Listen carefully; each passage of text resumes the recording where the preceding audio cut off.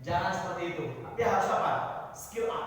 Nah, yaitu tumbuh. Saya akan sedikit nanti menjelaskan bagaimana skill up sekolah biar tumbuh dengan bisnis ya. Kalau ada yang punya bisnis, jadi bikin bisnis pun tidak asal-asalan. Kita kadang latah, mohon maaf ya Pak ya, Bu.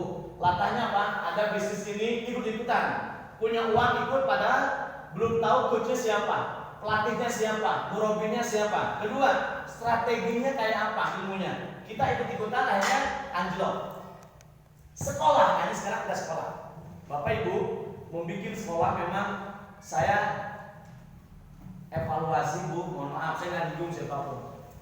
Saya keliling di Purworejo dan kebetulan saya punya impian punya sekolah tiap provinsi. Ini baru 2 provinsi dan di Purworejo saya ingin 5 tahun itu sudah menikmati, maksimal 5 tahun. Tahun pertama memang tahun menangis. Membuat sekolah tahun pertama tahun menangis. Kenapa menangis?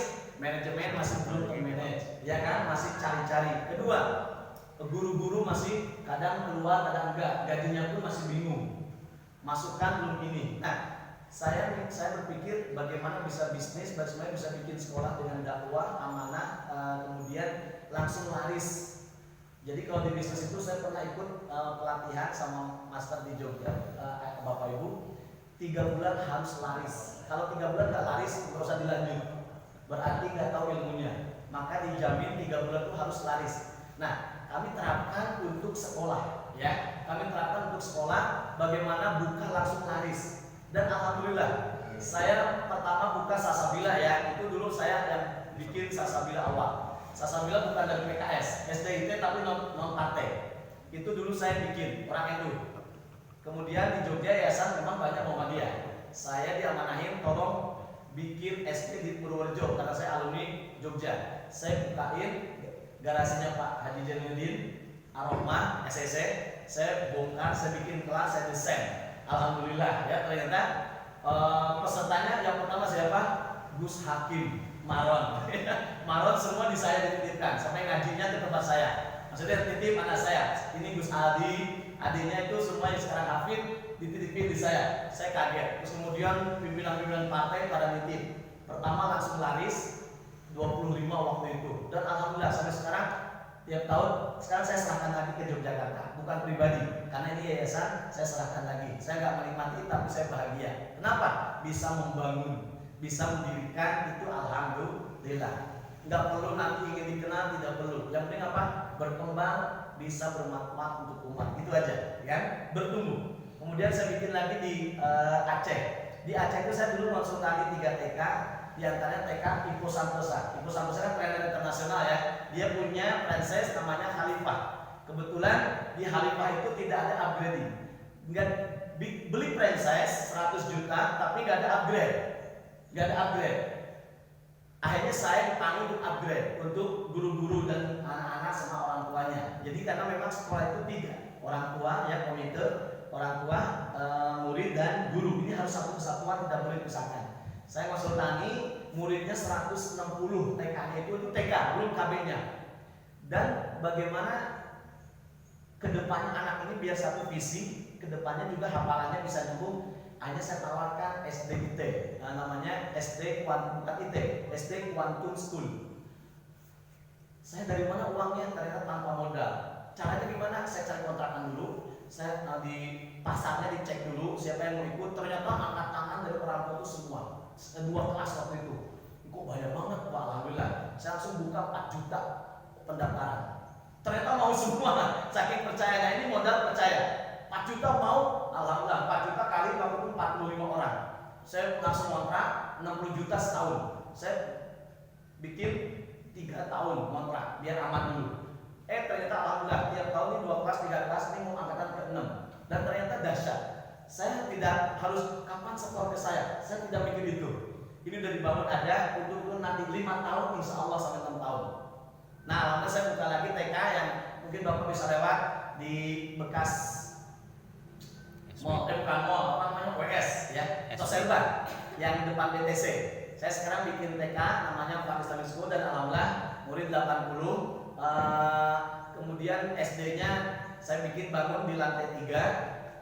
Dan bagi saya anak belajar tidak harus di kelas.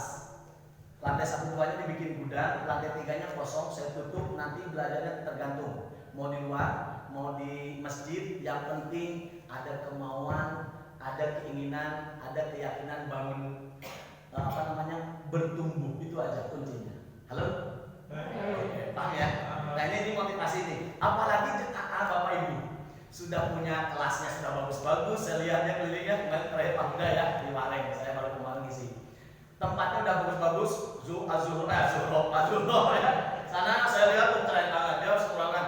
Dan saya lihat rata-rata punya tempat karena udah ada sumbangan dan sebagainya. Kalau saya memang non sumbangan, saya ingin dari pribadi, mudah-mudahan saya ingin membangun dari pribadi sendiri, mudah-mudahan bisa berkembang dan ternyata alhamdulillah ya dahsyat. Dan ada juga yang banyak bantuan, itu syukur alhamdulillah. Kita apapun yang penting alhamdulillah. Oke, sekarang itu kenalan saya sedikit, nanti kita akan bahas dulu. Kayak gini nggak usah nyanyi.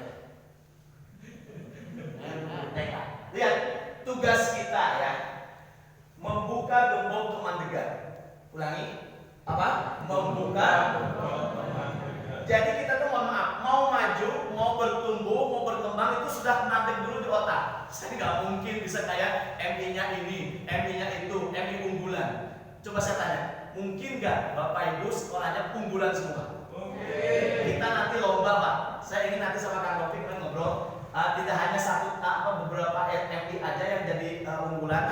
Saya ingin bareng dilombakan mana yang duluan. Saya siap, bukan konsultannya, saya siap bantu bareng-bareng mitra. Nggak usah dibayar, nggak apa-apa. Saya ikhlas untuk MU. Saya sebenarnya dari dulu ingin bantu Ma'arif. Saya sering bantu Muhammadiyah, baru ini Ma'arif sendiri nggak undang saya. Iya, saya orang MU. Dulu pernah di Ma'arif sekali ya waktu digabung. Tapi sebenarnya saya mau, cuma saya kan nggak enak. Masa saya jadikan pengurus, saya nggak mungkin. Sekarang alhamdulillah disuruh pengurus, ya udah, saya harus ngabdi sama umat, kan kayak gitu. Jadi konsekuensinya saya siap bantu. Kemarin saya tawarin, Kang mau nggak? Saya SD besok mau saya terapkan kayak gini, tapi saya coba MI Ma'arif kita terapkan. Kita lomba. Saya tahun depan, MI Ma'arif kan sudah ada sekolahnya, muridnya sudah ada. Saya nanti akan mulai di awal ikut lomba juga dengan Bapak Ibu semua. Menang-menang nanti. Kita tantang bukan hanya murid ya, saya bukan lihat kualitas sekolah, makanya saya akan tanya keunggulan dari pihak sekolah apa, nanti kita akan bahas di sini. Karena kenapa harus 6-6? Ini nanti akan kita terapkan sistem leadership Pak. Di kami di Quantum School kita non ranking ya, tidak ada ranking 1 sampai ranking 10 tidak ada. Semua ranking 1, semua hebat, semua punya kualitas dan semua harus hafal Quran minimal 5 juz. Minimal kita juga target 15 juz sampai kelas 6 besok. Gimana caranya nanti kita bahas. Oke, di kami ini gini Pak, 6 orang. Bapak Ibu lihat kalau sholat Jumat di SDIT, di SMPIT atau di SMP Islam, Ma'arif atau apapun, mohon maaf, sekolah besar Ma'arif saya di Semarang ya. Kemarin saya suruh bantu, nggak saya sebutkan, tahu. Pas jamaah tuh Jumatan pada ngobrol, pada ini gurunya berarti tidak ada leadership di sana. Anak main sendiri, ngobrol sendiri dan sebagainya. Nanti saya akan terapkan bagaimana 6 orang itu semua bahwa setiap anak adalah leader dan tiap 2 minggu gantian. Misalnya 6 Pak ya, 1, 2, 3, 4, 5, 6. Yang satu pakai salnya leader, seorang pemimpin. Itu nanti gantian muter. Leader ini tugasnya apa? Merapatkan di saat jamaah ngaji Quran hatam, sehari bisa hatam Quran bareng. Berapa tinggal jumlah kelasnya, semua murid berapa. Nanti leader ini tuh jadi nggak akan ada yang berani Pak. Kenapa? Besok dia juga akan leader. Kalau dia besok akan diperhatikan gimana? Aja dia juga nggak hargain ini. Yang ini semua itu akan diputar Pak. Kedua, saya harus karena sekolah saya yang di Aceh itu 3 visinya. Public speaker, writer, entrepreneur. Satu harus jadi public speaker, harus bisa ngomong, harus pandai ngomong. Di leader inilah kita latih presentasi. Di leader inilah setiap anak, mohon maaf, kalau lomba yang diikutkan cuma ini lagi. Kenapa? Saya balas dendam, Pak. Kenapa saya ngomong ini? Saya waktu MI, saya dulu di MI. Saya RA, MI, MTS, MAN, langsung ke IAIN. Masih ada yang nggak percaya saya orang Muhammadiyah katanya. Mungkin wajah saya atau apa?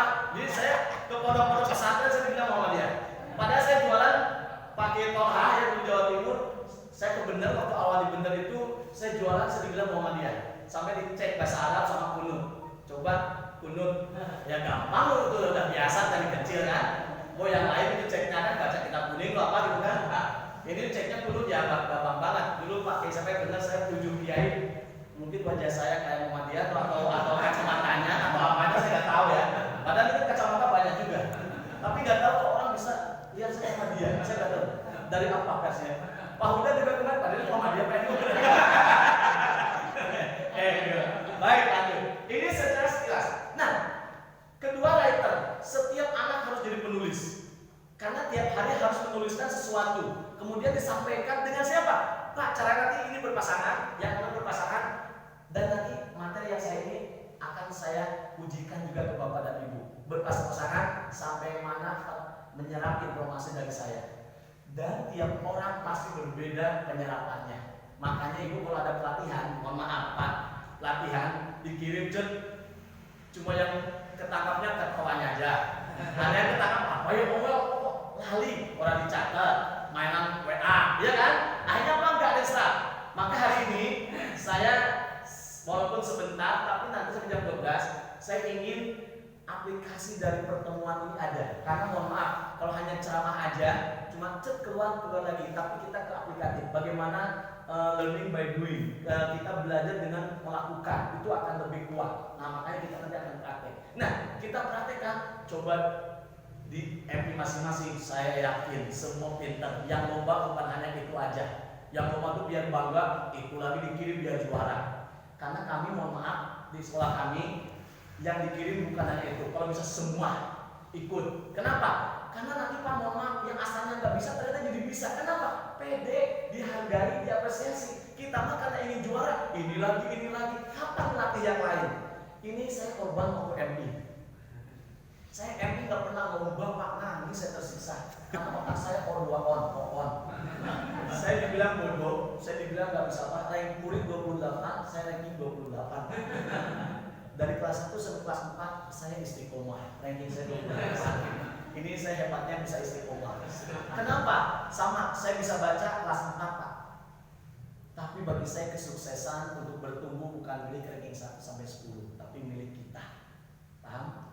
Bapak Ibu, sekolah akan tumbuh milik siapa? Milik kita. Maka jangan salah jadi kepala sekolah. Oke? Jangan asal tunjuk jadi kepala sekolah. Makanya harus punya leader yang dahsyat, visioner ke depan. Nah ini kita mohon maaf sekolah mau 3 menit. Jangan sampai mohon maaf saya evaluasi.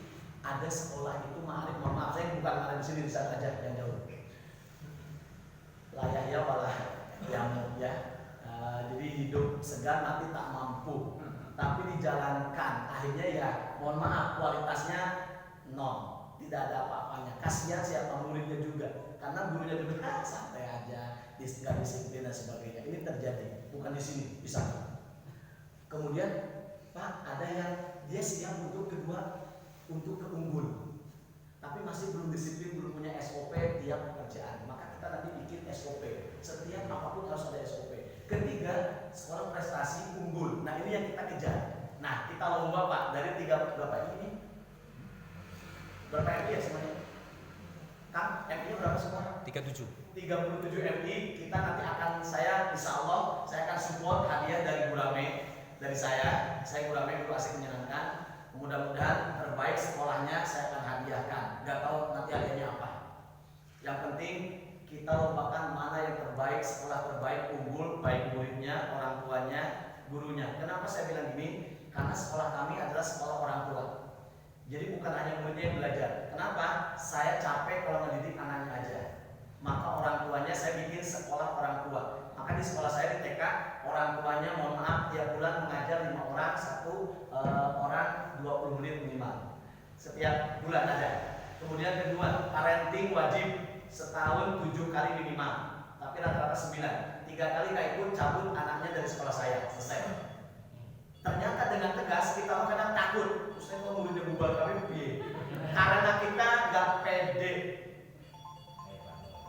Pribadi yang unggul, sekolah yang unggul, 1 percaya diri dalam pendiriannya. Maksudnya dalam berdirinya sekolah. Pede dengan programnya, kualitasnya, nggak mungkin orang akan cabut. Kenapa? Karena berat, sekolahnya bagus. Itu pertama. Kedua, sekolah unggul, pribadi unggul selalu pembelajar sejati. Belajar tidak kayak gitu ngapain? Ini yang sering lemah. Makanya di sini dia sering apa? Tidak mungkin, tidak bisa, tidak yakin. Saya belum pengalaman lu bikin sekolah kayak gini. Pak, Bu, yang kayak gini kita hilangkan sekarang. Stop. Oke? Kita mulai yakin, mungkin, bisa. Mulai dari sekarang. Kapan lagi? Siap? Sekolahnya bagus? Ya. Oke, kita lomba dengan sekolah saya yang tahun depan mau buka. Iya betul Pak, kita buka nanti kualitas dari ininya apa, nanti kita mulai ya. Baik. Nah, sekolah ini punya visioner ya. Jadi kacamatanya bisa nembus sampai saya bisa berhasil dalam tahun berapa. Saya biasa bikin sekolah 5 tahun malah ya. 5 tahun itu sudah jamin 5 tahun sudah jamin insya Allah profesional, manajemen terbuka, apalagi udah pengalaman nggak sampai 5 tahun. Itu yang baru awal mendirikan. Kalau sudah mendirikan saya nggak sampai 5 tahun, 3 tahun dia lah kurangin. Kecuali bikin pom bensin saya dulu 5 tahun balik modal ya 7 miliar. Bagaimana bisa balik modal? Makanya di manajemen ada namanya BEP, Break Even Point. Nah ternyata 5 tahun bisa balik modal. Kalau untuk sekolah beda dengan bisnis, bukan modal dan modal, tapi dakwah, ya kan? Dan bagaimana dakwah itu bukan asal dakwah, tapi berkualitas. Saatnya Ma'arif maju, saatnya Ma'arif jangan tertinggal. Yang lain sudah ini masih sentaya, udah ini masih. Jadi kita harus mulai ini. Baik, ayah, ibu, bapak ibu yang saya cintai. Oke. Baik, inilah visioner leadership. Seorang pemimpin yang visioner mampu menciptakan visi dan tujuan yang jelas tentang sekolahnya, tentang pribadinya, tentang programnya. Jelas ya, berkenaan dengan pemahaman tentang masa depan yang lebih mantap dan usaha-usaha dalam peningkatan mutu yang lebih terarah. Ini yang harus dimiliki oleh kepala owner ya, owner atau kepala sekolah, manajer. Ini harus dimiliki. Saya sebagai owner, saya harus ikut andil dan harus mampu menumbuhkan sekolah dengan baik. Oke, saya lanjut ke sini aja.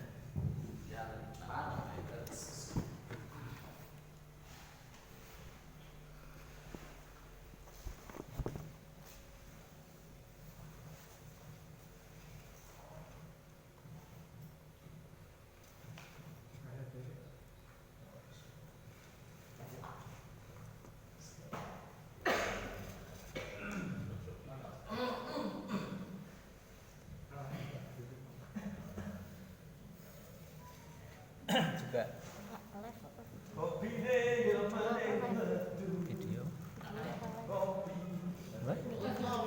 video berarti kan bisa di-share di YouTube kan. nanti saya share. Ini kepalanya sih ngomong orang percaya.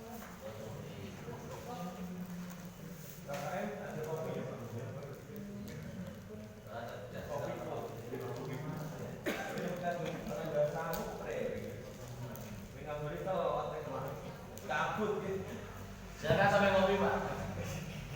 Kopinya anggap hadir.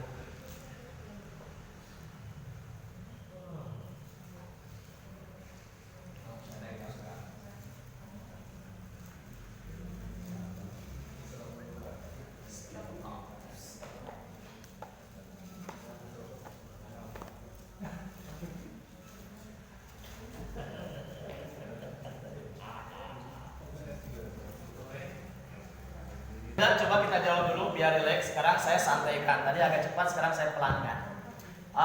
Jawab ya, konsentrasi. Ini 1, yang ini 2, kalau ini 3. Yang ini berapa? Salah. Fokus, konsentrasi. Fokus ya. Lagi, siap.